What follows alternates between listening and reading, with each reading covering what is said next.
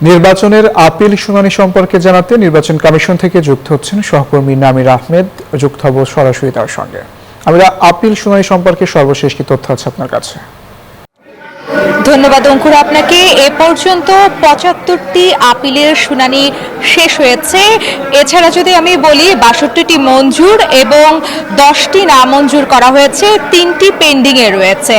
ত্রয়োদশ জাতীয় সংসদ নির্বাচনকে কেন্দ্র করে কিন্তু প্রার্থীরা যারা এসেছেন তাদের সঙ্গে কথা বলে জানা গেছে, বরাবরই প্রার্থীরা গণমাধ্যমকে জানাচ্ছেন সেটা হচ্ছে যে লেভেল প্লেইং ফিল্ডটি যদি এই মুহূর্তে নিশ্চিত করতে না পারে নির্বাচন কমিশন, তাহলে পূর্ববর্তী যে নির্বাচনগুলো আমরা দেখেছি সেই নির্বাচনের মতোই প্রশ্নবিদ্ধ নির্বাচন হবে।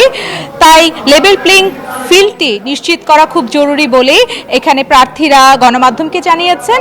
এছাড়া যদি আরেকটু বিষয় আমি জানাই, এই মুহূর্তে আরেকটি তথ্য আমি পেয়েছি, ৭৫টি নয় 100টি শুনানি শেষ হয়েছে।